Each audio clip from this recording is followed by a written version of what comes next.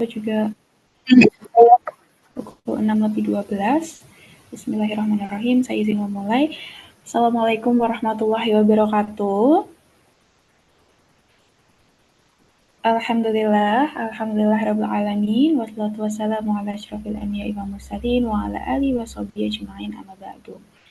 Alhamdulillah, membahas sekalian, puji syukur kita panjatkan kepada Allah Subhanahu wa taala karena dengan rahmat dan juga nikmatnya ya, kita bisa dipertemukan di forum Insan yang ketiga untuk session yang kedua kayak gitu, kita membahas surat Yusuf.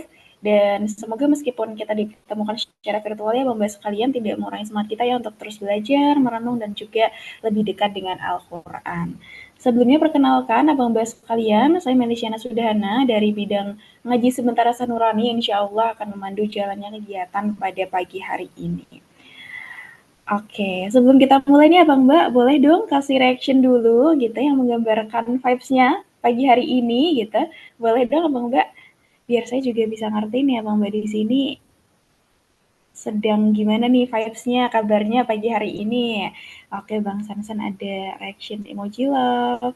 Boleh kalau Kak Maharani, Kak Heni, Bang Yanis, Kak Nurul, boleh ikutan nih. Oke, ada Bang Yanis, emoji pakai masker. Biasanya Bang Yanis baru di jalan ya, Kak Nurul, ada love.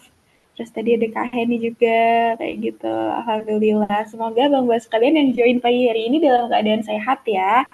Dan juga dalam keadaan happy dan bahagia kayak gitu. Oke, Bang Bas kalian boleh juga kalau ada yang mau nyalain kamera ya, kayak saya dan juga Bang Sansan kayak gitu ya, biar kita kerasa nih kalau kita hadir bareng-bareng kayak gitu, walaupun secara online ya tentunya.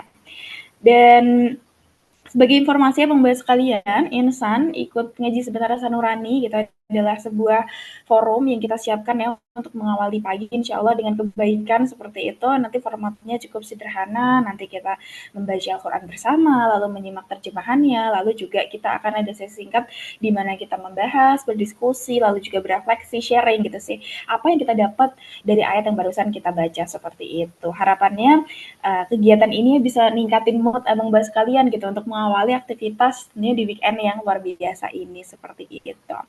Dan kalau kemarin ya kita sudah membaca surat Yusuf gitu ya ayat 1 sampai ayat 29 di mana kita belajar lagi ya kayak gitu terkait dengan kisah Nabi Yusuf bersama dengan saudara-saudaranya di mana Nabi Yusuf dimasukkan ke dalam sumur lalu juga di mana Nabi Yusuf ditemukan ya dalam kondisi yang tidak ideal seperti itu. Nah, hari ini kita akan melanjutkan ya Bang Bas kalian dari surat Yusuf gitu. Kita akan membaca surat Yusuf ayat 30 sampai 42 seperti itu ya Bang Sansan ya insyaallah ya. Oke, sebelum kita mulai Bang Mbak, boleh yuk kita siapin dulu mushafnya atau aplikasi Al-Qur'annya masing-masing seperti itu agar kita nanti ngaji bersama, kita bisa lebih siap ya, terus bisa saling menyimak juga. Monggo silakan disiapkan dulu. Kalau sudah siap boleh bagi tahu saya lewat kolom chat atau kasih reaction juga boleh. Bang Sansan sudah siap, monggo Bang Mbak yang lain bisa disiapin dulu Al-Qur'annya biar kita bisa sama-sama saling menyimak. Ayat 30 sampai ayat 42 insya Allah Bang Yanis. Surat Yusuf.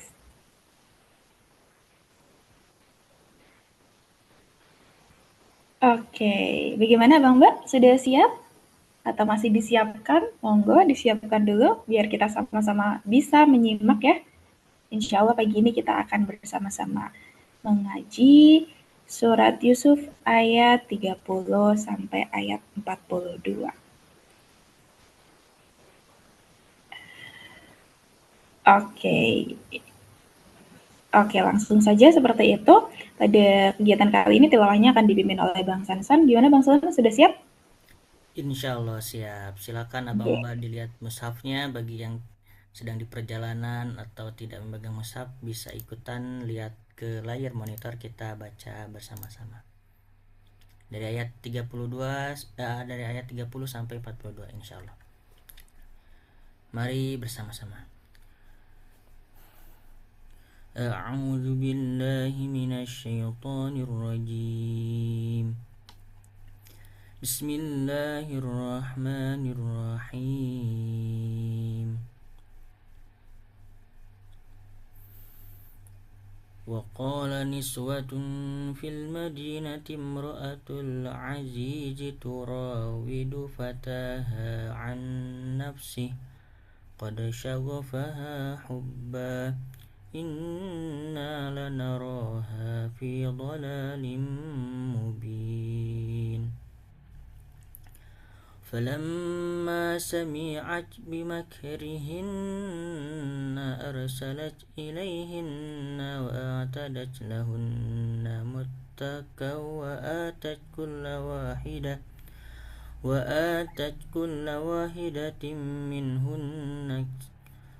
وآتت كل واحدة منهن سكينا وقالت اخرج عليهن فلما رأينه أكبرنه وقطعن أيديهن وقلن حاش لله ما هذا بشرا إن هذا إلا ملك كريم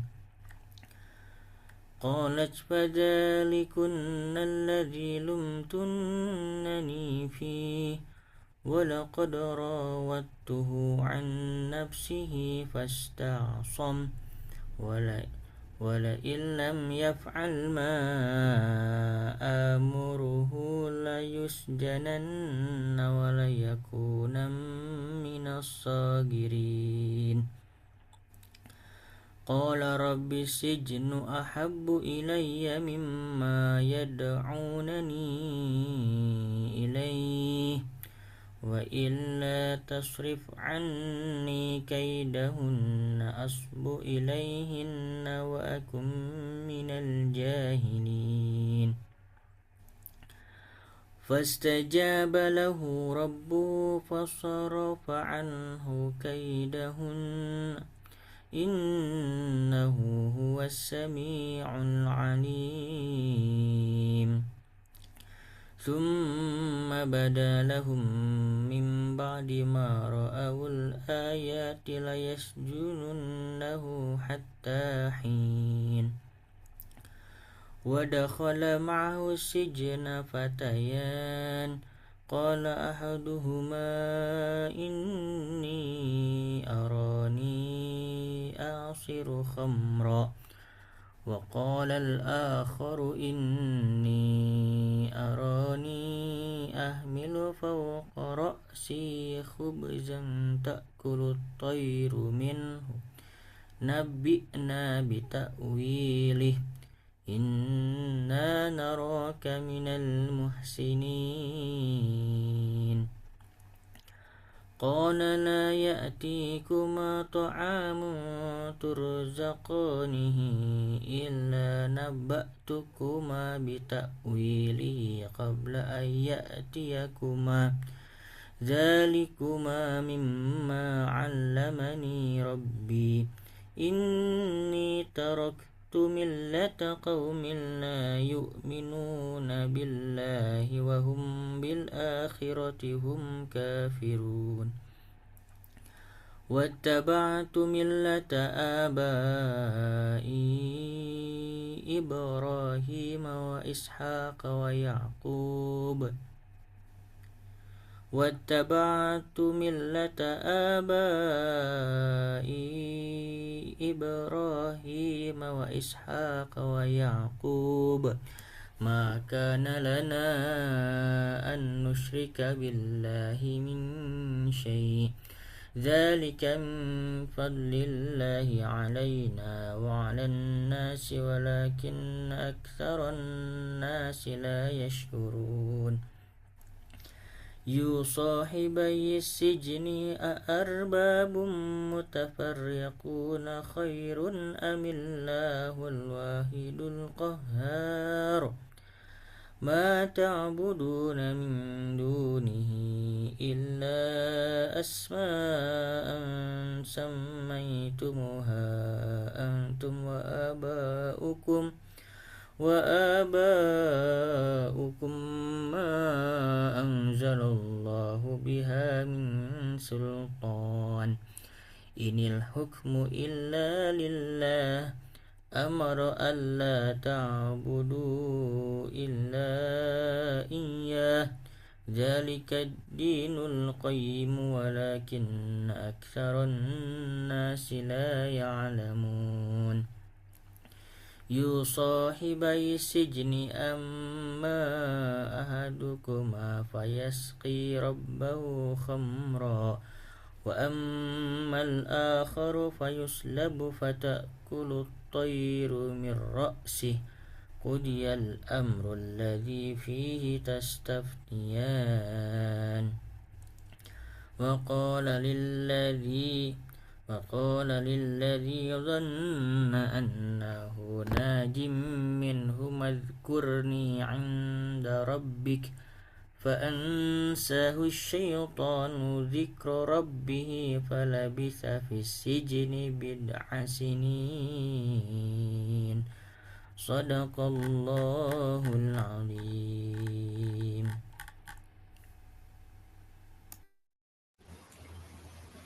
Sadaqallahul azim. Alhamdulillah, terima kasih Bang Sansan sudah membacakan surat Yusuf ya, tadi ayat 30 sampai 42. Selanjutnya saya izin untuk membacakan ayatnya, Bang sekalian.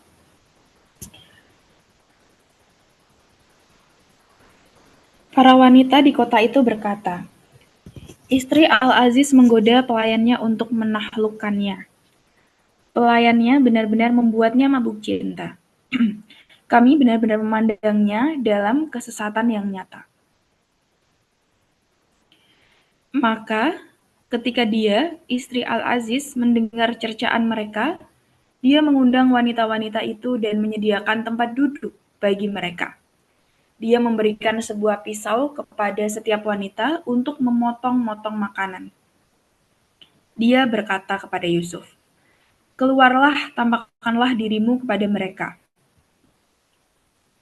Ketika wanita-wanita itu melihatnya, mereka sangat terpesona dengan ketampanannya dan mereka tanpa sadar melukai tangannya sendiri seraya berkata, Maha sempurna Allah, ini bukanlah manusia, ini benar-benar seseorang malaikat yang mulia.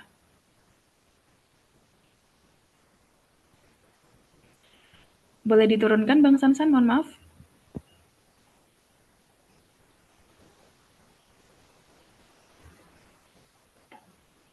Halo Bang Sansan. Sudah diturunkan. Oh, atau di saya ya, sebentar.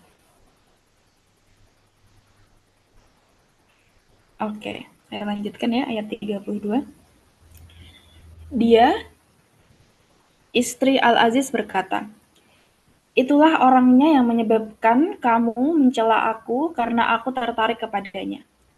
Sungguh, aku benar-benar telah menggoda untuk menaklukkan dirinya, tetapi dia menolak. Jika tidak melakukan apa yang aku perintahkan kepadanya, niscaya dia akan dipenjarakan dan benar-benar akan termasuk orang yang hina. Yusuf berkata, wahai Tuhanku, penjara lebih aku sukai daripada memenuhi ajakan mereka. Jika engkau tidak menghindarkan tipu daya mereka dariku, niscaya aku akan cenderung untuk memenuhi keinginan mereka, dan tentu aku termasuk orang-orang yang bodoh. Maka Tuhannya memperkenankan doanya dan menghindarkannya dari tipu daya mereka.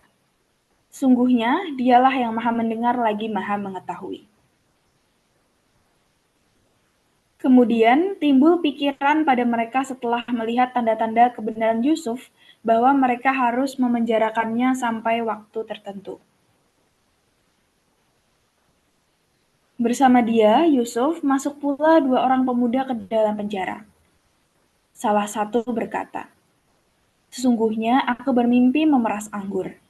Dan yang lain berkata, aku bermimpi membawa roti di atas kepalaku, sebagiannya dimakan burung.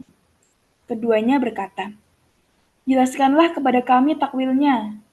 Sesungguhnya kami memandangmu termasuk orang-orang yang berbuat baik. Yusuf berkata, tidak ada makanan apapun yang akan diberikan kepadamu berdua, kecuali aku telah menjelaskan takwilnya sebelum makanan itu sampai kepadamu. Itu sebagian dari yang diajarkan Tuhan kepadaku. Sesungguhnya, aku telah meninggalkan agama kaum yang tidak beriman kepada Allah. Bahkan kepada akhirat pun mereka ingkar. Aku mengikuti agama nenek moyangku yaitu Ibrahim, Ishak, dan Yakub. Tidak pantas bagi kami mempersekutukan sesuatu apapun dengan Allah. Itu adalah bagian dari karunia Allah kepada kami dan kepada manusia semuanya. Tetapi kebanyakan manusia tidak bersyukur. Wahai dua penghuni penjara, manakah yang lebih baik? Tuhan-Tuhan yang bermacam-macam itu, ataukah Allah yang Maha Esa lagi Maha Perkasa? Apa yang kamu sembah selain Dia hanyalah nama-nama berhala yang kamu dan nenek moyangmu buat sendiri. Allah tidak menurunkan sesuatu keterangan apapun yang pasti tentang hal nama-nama itu. Ketetapan yang pasti itu hanyalah milik Allah. Dia telah memerintahkan agar kamu tidak menyembah selain Dia. Itulah agama yang lurus. Tetapi kebanyakan manusia tidak mengetahui. Wahai dua penghuni penjara, salah satu di antara kamu akan bertugas menyediakan minuman kamar bagi tuannya, sedangkan yang lain akan disalib. Lalu, burung akan memakan sebagian kepalanya. Telah terjawab perkara yang kamu berdua tanyakan kepadaku. Dia, Yusuf, berkata kepada orang yang diketahuinya akan selamat di antara mereka berdua. Jelaskanlah keadaanku kepada tuanmu. Kemudian, setan menjadikan dia lupa untuk menjelaskan keadaan Yusuf kepada tuannya.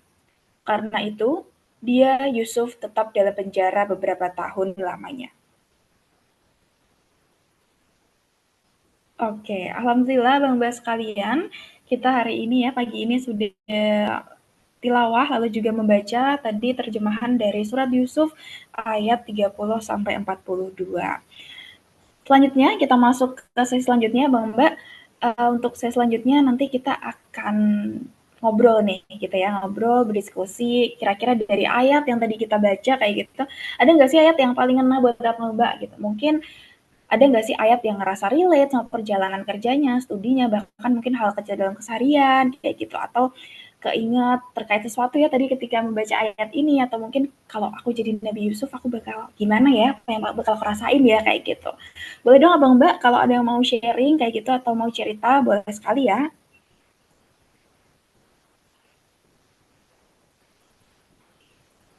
Oke, mungkin dari Bang Sansan, Kak Maharani, Kak Eni, Bang Yanis, Kak Nurul, Bang Alfar.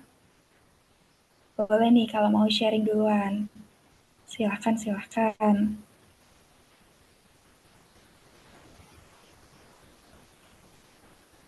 Dan aku mau coba ini kan sharing. Boleh, Kak Nurul. Oke. Sejujurnya tadi cukup tertarik sama ayat yang terakhir gitu, tapi Tuhan membuat kawannya lupa dan akhirnya Yusuf terpenjara beberapa tahun lagi. Em, yang cukup menyentil adalah ternyata apapun yang terjadi, even itu suatu hal yang kita kira itu tuh sebenarnya lupa, itu kan ternyata ada yang datang dari setan, ada yang datang dari setan membuatnya lupa, tapi itu juga pasti kan atas kehendaknya Allah gitu. Jadi eh merelate banget dengan aku yang suka banget lupa gitu, entah lupa ini di mana, lupa sesuatu gitu. Tapi em, kita lupa kalau misalnya, tapi kita tuh kadang nggak ngeh, bukan kita lupa, kita tuh kadang nggak ngeh kalau misalnya ternyata lupa dan ingat untuk kita bisa mengerjakan suatu hal itu juga atas kehendaknya Allah gitu.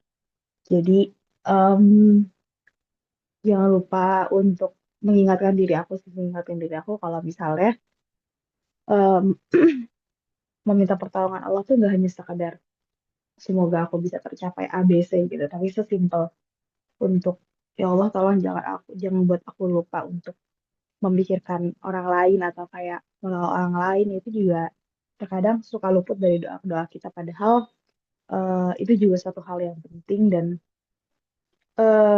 itu bisa terjadi kalau bisa Allah tidak berkehendak untuk menakdirkan hal tersebut. Mungkin itu sih kayak yang paling yang cukup tadi. Oh iya ya, Sudah, Kak Nurul? sudah. Alhamdulillah. Terima kasih Kak Nurul atas sharingnya kayak gitu ya, Masya Allah. Tadi benar siapa yang disampaikan Kak Nurul ya cukup relate kayak gitu ya. Kita sebagai manusia tuh kadang sering lupa kayak gitu ya. Dan tadi dijelasin malah di ayat yang terakhir kayak gitu, Kak Nurul dapat hikmah kayak gitu. Ternyata lupa itu yang bikin lupa itu setan, tapi ternyata atas izin Allah kayak gitu loh. Dan mungkin memang Allah ini Allah gitu ya dengan berbagai kadang dengan beberapa momen kayak gitu ya. Allah itu emang lagi ngatur momentumnya buat kita kayak gitu ya. Sedikit refleksi juga gitu bahwa lupa itu mungkin juga bukan cuma kelemahan manusia gitu ya kan Nurul ya, tapi juga bagaimana Allah itu mungkin ya mencoba untuk ngerem, mencoba untuk ngejaga kita kayak gitu ya, atau ngatur waktu yang tepat buat kita kayak gitu mungkin ya Kak Nurul ya. Oke, terima kasih Kak Nurul atas tadaburnya. Oke, dari abang-abang yang lain nih mungkin ada yang mau sharing atau mau menanggapi Kak Nurul juga boleh. Menanggapi ya, boleh sedikit sebelum nanti ganti topik kepada tadabbur dari teman-teman yang lain. Jadi ayat yang terakhir itu alhamdulillah ya, itu luar biasa maknanya. Jadi kita share sedikit ya biar konteksnya lebih ngena. Nah yang ini kan Mbak Nurul ini ya. Betul. Nah saya dapat tadabur dari tafsir Al-Jailani bahwa salah satu yang luput dari apa yang Nabi Yusuf lakukan adalah menyandarkan sesuatu keinginan hanya kepada Allah. Karena di sini konteksnya adalah Nabi Yusuf ini kan masuk penjara tuh atas doanya Nabi Yusuf supaya terhindar dari fitnah para perempuan itu kan, sehingga Allah mengabulkan Nabi Yusuf ya udah masuk penjara aja biar selamat dari tipu daya mereka. Nah setelah masuk penjara itu lalu diikuti oleh 2 orang pelayan raja, yaitu yang pertama itu pembawa minuman raja, yang kedua pembawa roti kan begitu. Nah dari 2 orang itu hasil takwil mimpinya Nabi Yusuf itu yang selamat itu yang pembawa minuman gitu. Nah ceritanya kepada orang yang jadi pelayan minuman itu pemuda, Nabi Yusuf minta tolong. Nah ini, jadi dia Yusuf berkata kepada orang yang diketahuinya akan selamat di antara mereka berdua, jelaskanlah kepadaku kepada tuanmu. Jadi Nabi Yusuf minta tolong kepada si pelayan itu untuk ngasih tahu kepada raja bahwa Nabi Yusuf itu ada di penjara dan beliau itu dalam tanda kutip Allah berikan kemampuan untuk memberikan takwil mimpi gitu. Jadi ada kelebihan itu. Nah tapi di dalam tadabur tafsir Al-Jailani dari Tuan Syekh Abdul Qadir Jailani menyatakan bahwa Nabi Yusuf ini uh, uh, bukan hilap ya, tidak mengatakan insya Allah gitu. Itu bahkan baginda Nabi menyatakan bahwa sekiranya saudaraku Yusuf katanya itu tidak meminta bantuan seperti ini, niscaya sebenarnya nggak ditambahin itu durasi di dalam penjaranya katanya. Jadi makanya di sini diajarkan meskipun kita meminta bantuan kepada orang, maka sandarkan hal yang belum terjadi itu dengan kata-kata insya Allah gitu. Jadi disandarkan kepada ya Allah yang mengkehendaki hal itu terjadi. Nah makanya ketika tidak ada kata insya Allah itu, makanya setan berhasil menjadikan pelayan itu lupa untuk menyampaikan kepada raja. Nah ini jadi nyambung juga sama tadi Kak Nurul bahwa kita harus minta perlindungan kepada Allah kan. Nah ini dengan kata-kata insya Allah, jadi kata-kata insya Allah itu luar biasa sebenarnya gitu.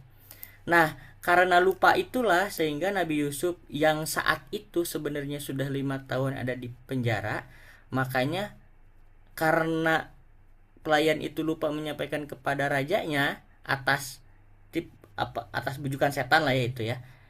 Karena Nabi Yusuf tidak tadi mengucapkan insya Allah, maka Nabi Yusuf ditambah lagi selama 7 tahun. Makanya ini keterangannya kan Karena itu dia Yusuf tetap dalam penjara beberapa tahun lamanya. Nah, beberapa tahun lamanya itu 7 tahun, diriwayatkan seperti itu. Jadi 5 tahun di awal, lalu ditambah 7 tahun setelah permintaan ini. Jadi total 12 tahun ya. Nah, itu sedikit sharing dari hal ini. Lanjut dulu mungkin ke tadabbur yang lain, silakan. Siap, terima kasih Bang Sansan. Dari Kak Nurul ada yang mau nanggapi lagi Kak? Atau sudah? Menarik sih, aku coba pengen nanggapin ya. Berarti harusnya kalau misalnya eh aku masih belum paham konteks yang kayak insya Allahnya itu dikatakan oleh si pelayan yang apa namanya tahanan yang mau menjadi pelayan itu, atau harusnya dikatakan oleh Nabi Yusuf, dan harusnya berarti konteks berkata yang benarnya itu seperti apa sih? Oke, di dalam tadaburnya itu disampaikan harusnya yang mengatakan itu Nabi Yusuf sebenarnya. Karena kan gini, kalau Nabi Yusuf tidak mengatakan kata insya Allah, maka seakan-akan Nabi Yusuf menyandarkan sebuah keberhasilan kepada seorang manusia gitu. Padahal sebenarnya itu nggak boleh, karena yang diperbolehkan adalah menyandarkan sesuatu kepada Allah Subhanahu Wa Taala semata gitu. Nah, karena tidak ada level itu, seakan-akan kamu akan jadi penyelamatku ketika kamu ngomong ke raja kan gitu. Jadi seakan-akan orang itu yang jadi penyelamat, padahal itu nggak boleh, itu merusak tauhid. Makanya harus dikatakan insya Allah apabila kamu menyampaikan keadaanku kepada raja, maka insya Allah aku bisa selamat dari sini. Jadi kata-kata insya Allah itu kan kalau Allah itu berkehendak atas suatu hal itu gitu. Jadi Nabi Yusuf yang mengatakan kayak gitu. Itu sih Baik, yang baik, saya baik. baca Iya, ya, mohon maaf. iya, iya. Lanjut, gimana Mbak Nurul? Oke, silakan Oke, Bang Ihkam Alfar. Katanya saya duluan ya, turun semua. Lanjut Mbak Siap. Nurul. siap, sudah cukup insya Allah Bang Samson. Terima kasih insight-nya. Oke, Masya Allah. Terima kasih Bang Sansan dan juga Kak Nurul ya atas diskusinya menarik sekali kayak gitu. Tapi kalau dari Bang Sansan ya tadi nambahin kayak kalau mungkin aku bisa narik kesimpulannya gini ya, kalau kita minta tolong ke orang kayak gitu itu sebuah hal yang normal kayak gitu, tapi jangan lupa nih buat dikasih kata insya Allah kayak gitu ya, itu tuh bukan sekedar basa-basi aja kayak gitu, tapi itu mungkin adalah bentuk ya cara kita untuk tetap ngeset diri kita ini untuk meminta pertolongan tuh ya ke sumber pertolongan yang sebenarnya kayak gitu ya, yaitu ya Allah kayak gitu ya, agar itu tidak merusak tauhid kita sehingga kita tidak menyandarkan pertolongan itu kepada manusia, tapi kepada sumber pertolongan yang sebenarnya. Seperti itu ya Bang Sansan ya. Oke, terima kasih Bang Sansan dan juga Kak Nurul ya. Tadi ada sharingnya menarik sekali. Boleh ya Bang Bayang lain nih kalau ada yang mau sharing juga dipersilahkan. Ada Kak Heni, ada Bang Yanis juga. Mau ikutan Mel? Boleh, monggo Bang. Boleh sambil ini nggak, San? Apa sambil di share screen tadi misalnya? Dan ini mau mulai dari sama tadi terpantik dulu sama yang poinnya Nurul di ayat 42 ya. Makasih banyak Nurul. Benar hal kecil ya Nurul ya. Kalau misalkan dilihat di situ tapi Nurul dapat sesuatu tentang maka setan menjadikan dia lupa untuk menerangkan keadaan Yusuf bahwa iya kadang lupanya manusia bisa jadi dari setan dan sebagainya. Yang mau diteruskan dari poinnya ini saya ada setidaknya 2 atau 3 poin. Yang pertama ini dari yang tadi Nurul tentang lupa yang datangnya dari setan. Nambahinnya adalah bahwa oh ternyata dari setidaknya berapa 13 ayat yang tadi kita baca di dipraktekkan tentang dua apa ibaratnya ya dua mode pikirannya manusia. Di ayat ini yang tadi Nurul angkat adalah tentang lupa yang dari setan. Di ayat pas Nabi Yusuf berserah diri dan apa ayat 33 kalau boleh dibantu juga Kang Sansan. Di ayat 33-nya Nabi Yusuf kan juga bilang ya jika aku tidak engkau hindarkan dari tipu daya mereka, niscaya aku akan cenderung untuk memenuhi keinginan mereka. Tadi nyambungin dari Sansan tentang insya Allah tadi ya, yang di poinnya Nurul juga, bahwa bahkan pada hal kecil pun kan tadi kan poinnya kalau dari Sansan gitu, bahkan pada hal kecil sekalipun kalau bisa kita tetap menyandarkan bahwa ya semua tuh yang nolong adalah Allah gitu. Maka insya Allahnya tetap perlu ada di sana kan gitu ya. Nah di ayat yang 33 ini tadi mode kedua selain tentang dibuat lupa oleh setan terhadap pikirannya manusia, kalau di sini justru tentang yang tadi Nurul bilang juga sebenarnya tentang Allah yang mengatur bahwa atau menjaga Yusuf sehingga Yusuf terhindar dari tipu dayanya mereka. Artinya memang eh, pikiran dan hatinya manusia tidak pernah terlepas dari pergolakan antara yang hak dan yang batil. Bisikan yang hak akan selalu ada, tapi di sisi yang lain, bisikan yang batil juga tidak pernah berhenti gitu. Jadi jadi keinget dua-duanya kalau tadi dari tadaburnya Nurul sama Sansan gitu di ayat yang tadi 42 sama 33 ini. Maka kemudian manusia sebagai hakimnya dialah yang kemudian memilih kan ya mau ngikut yang mana. Apakah dia akan mengikuti panggilan takwa di hatinya atau panggilan fujurnya yang mungkin itu datang dari bisikannya setan kan gitu ya. Itu poin pertama. Poin kedua, masih di ayat 33 atau sekitaran 32, 33 ini dan seterusnya. Di sini digambarkan salah satu godaan terbesarnya manusia, terutama laki-laki gitu ya. Karena bahkan, ya iya itu godaannya adalah lawan jenis dalam hal ini, kan gitu ya. Baik itu yang laki-laki mungkin saja mudah tergoda dengan yang perempuan pun sama. Di ayat sebelumnya disebutin bahwa si perempuan yang juga tergoda oleh si laki-lakinya. Ini kan salah satu fitnah terbesarnya manusia ya. Sedang ditunjukkan nih di sini gitu. Sedang ditunjukkan itu dan kembali lagi ke poin saya sebelumnya tadi di ayat 33 bahwa pada salah satu godaan terbesarnya manusia itu yang bisa ngelindungin kita ya kedekatan kita sama Allah gitu. Yang tadi di ayat 33 gitu kan. Karena bahkan saking beratnya godaan tersebut, Nabi Yusuf pun kan kalau di mungkin yang di episode lalu mungkin ya saya nggak ikutan, harusnya kan sempat dibahas ya tentang ketika Zulaikha sama Yusuf berada di satu kamar itu dan segala macam kan disebutkan kalau saya tidak salah di tafsir yang saya pernah belajar juga Yusuf pun sempat tergoda di situ tapi karena dia teringat tentang nasihat dari ayahnya dan seterusnya maka kemudian ingatlah tentang ya dia teringat dan terhindar dari itu kita Allah hindarkan dari situ. Di sini kan juga sama ya. Nabi Yusuf pun bahkan mengakui kan di ayat 33 jika tidak jika aku tidak engkau hindarkan dari tipu daya mereka niscaya aku akan cenderung untuk memenuhi keinginan mereka. Jadi artinya eh, pada di aspek di poin nomor 2 ini yang mau saya sampaikan adalah si godaan terbesar ini seorang nabi pun sulit gitu untuk kemudian berlepas diri darinya secara sepenuhnya kecuali kedekatan dia sama Allah lah yang bisa ngejaga dia gitu. Nah, sekarang kita kan hidup di zaman fitnah ya. Entah itu laki-lakinya yang segitu modusnya atau sebaliknya perempuannya yang juga mudah tergoda ataupun menggoda dan seterusnya. Jadinya emang ya bentengnya emang emang di sini sih.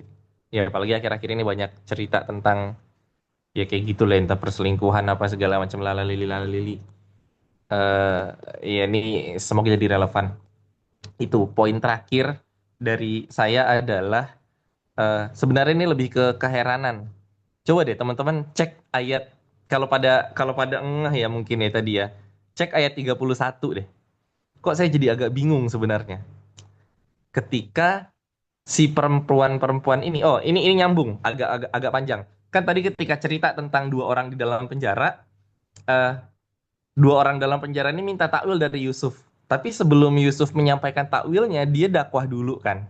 Dia nyampein bahwa takwil ini datangnya dari Allah. Terus dia nanya kan di situ kan, mana yang menurutmu lebih lebih apa tadi bahasanya? Intinya lebih sempurna lah. Tuhan-Tuhan sembahan itu atau Allah dan seterusnya. Yusuf di situ mendakwahkan tentang tauhid kepada dua tahanan di penjara itu. Dan sekaligus sebenarnya kita tahu bahwa saat itu ada agama yang sembahan-sembahan selain Allah kan gitu ya. Ada poin itu di situ. Tapi di ayat 31 ini menarik.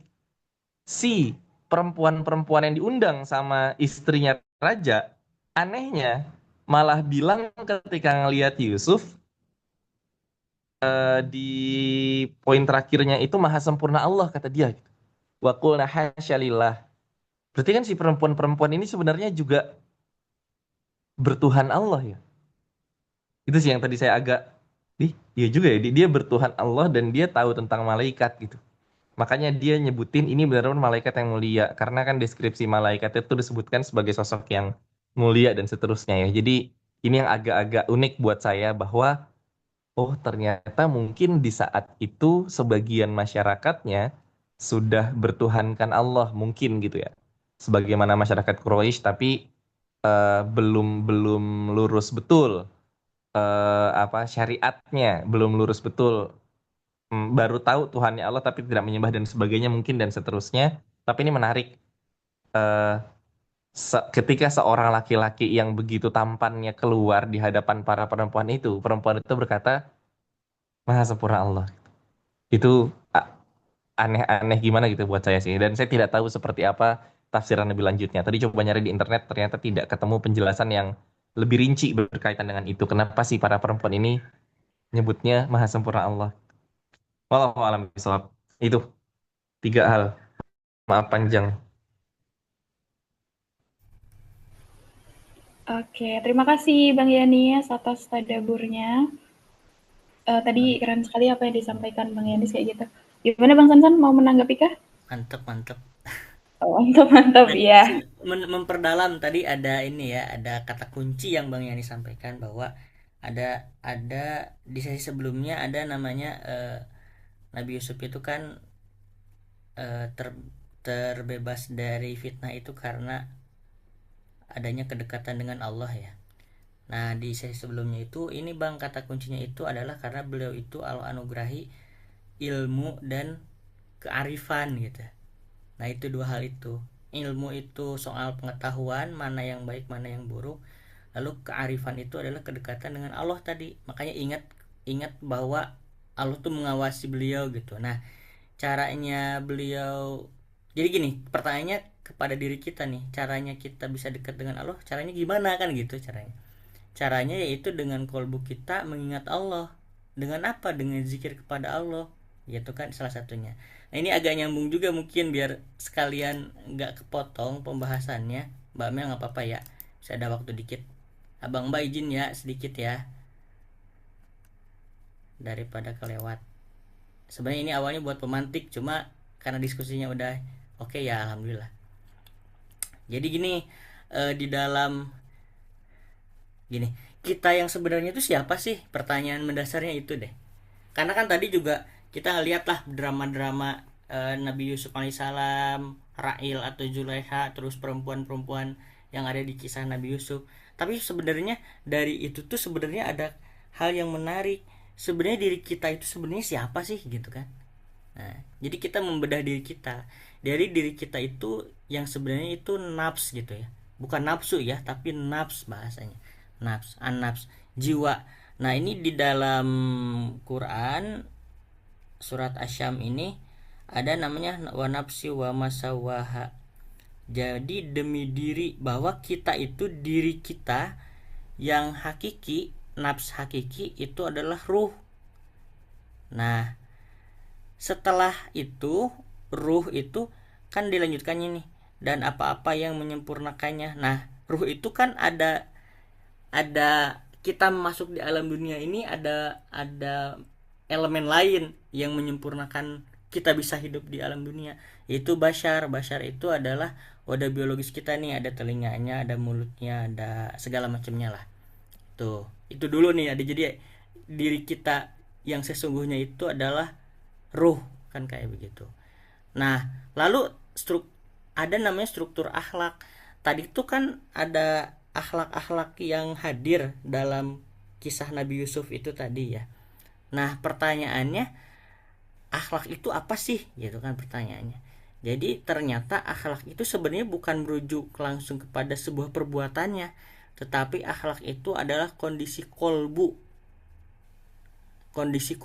yang pada akhirnya mendorong seseorang untuk melakukan sebuah tindakan sesuai dengan kondisi kolbunya gitu. Nah, Nabi Yusuf alaihissalam kondisi kolbu itu hati nurani ya, hati sanubari. Kolbunya Nabi Yusuf itu kan sudah zikir kepada Allah dan ingat kepada Allah nih, udah dekat, udah arif kan gitu, sehingga beliau memiliki kemampuan yang namanya ini adil dan akal gitu, sehingga beliau bisa terbebas daripada syahwat tadi kayak gitu kolbunya. Nah ketika yang perempuan-perempuan tadi atau yang Ra'il istri Al-Aziz itu kolbunya itu ada dorongan-dorongan syahwat-syahwat kayak gitu. Apa bedanya syahwat sama godob? Nah ini bedanya.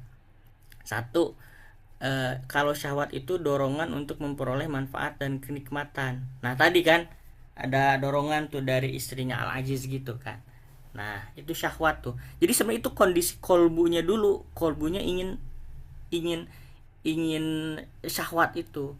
Nah apa bedanya dengan godob? Godob itu dorongan untuk menghindari sesuatu yang merugikan, membahayakan, menyakitkan, dan merusak untuk memperoleh ketenangan dan kemenangan. Nah kalau godob sebenarnya lebih kepada ingin menghindar gitu. Nah gitu. Kalau syahwat kan terabas aja, tapi kalau godob ingin menghindar supaya tenang. Ini mungkin yang dirasakan oleh Nabi Yusuf alaihissalam di awal-awal gitu. Jangan sampai ini terjerumus.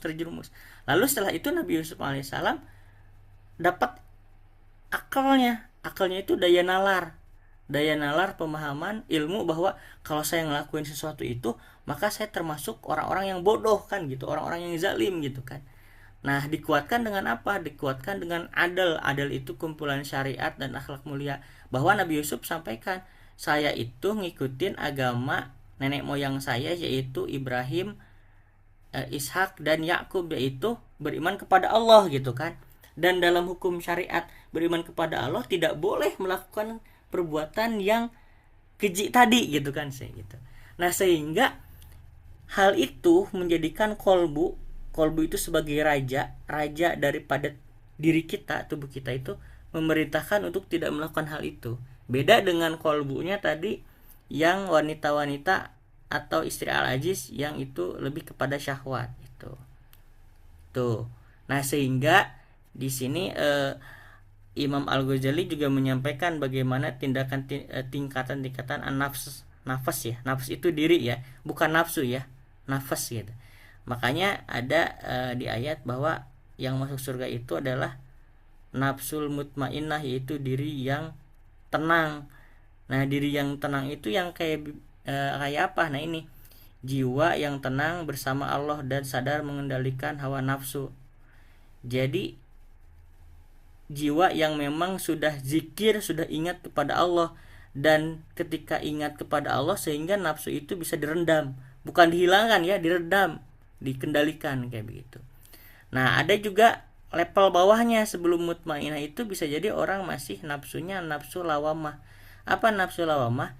Jiwanya itu sadar mengendalikan nafsu dan berusaha sekuat-kuatnya menjaga diri, tetapi tidak terbebas sama sekali dari dosa. Jadi kadang-kadang terjerumus juga tuh kepada dosa, tapi udah ada rasa-rasa salah, saya tuh ngelakuin hal yang salah nih, nggak boleh gitu, sekuat-kuatnya gitu menahan diri.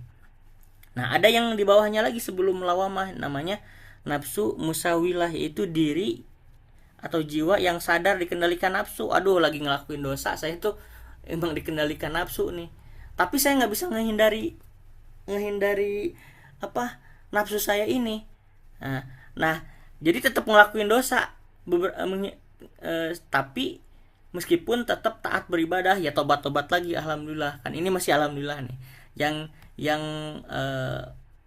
Yang naudzubillah min dzalik ya, yaitu nafsu amarah bisu, yaitu apabila si jiwa itu nggak sadar dikendalikan oleh nafsu, nggak sadar sama sekali, sehingga dia berbuat keburukan yang menyebabkan dosa. Dan apa, akalnya itu nggak dapat menolaknya. Kenapa? Karena kolbunya itu sudah diliputi oleh syahwat tadi, sehingga dia dirinya itu, kepribadiannya itu, nafsunya nafsu amarah bisu, akalnya itu nggak bisa lagi dipakai itu untuk menimbang-nimbang.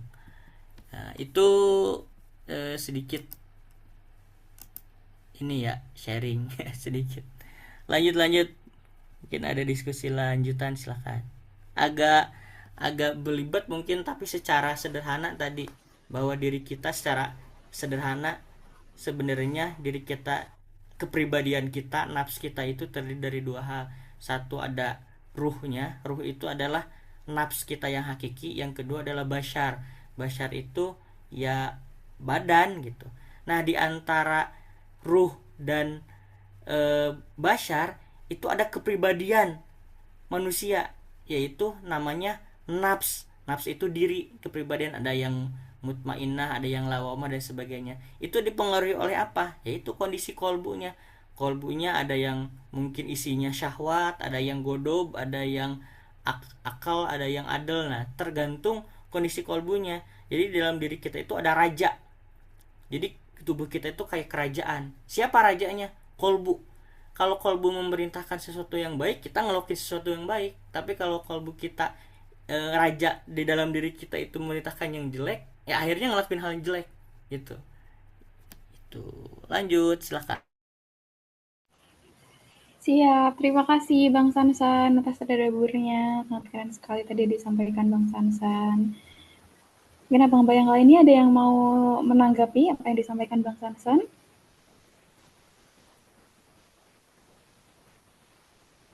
Atau sudah? Oke, sebelum itu abang-abang jangan lupa untuk mengisi presensi ya di Bit.ly Hadir Insan.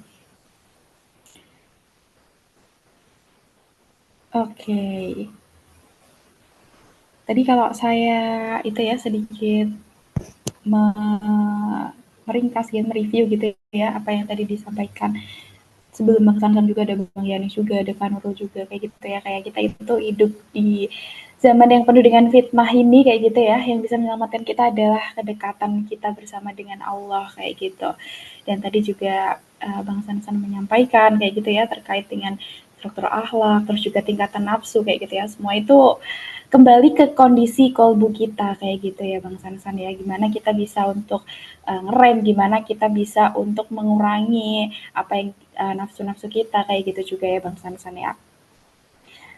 Dan mungkin kalau tidak ada yang mau menyampaikan lagi, kita cukupkan begitu Abang-abang sekalian. Karena aku juga menunjukkan pukul 7 ya.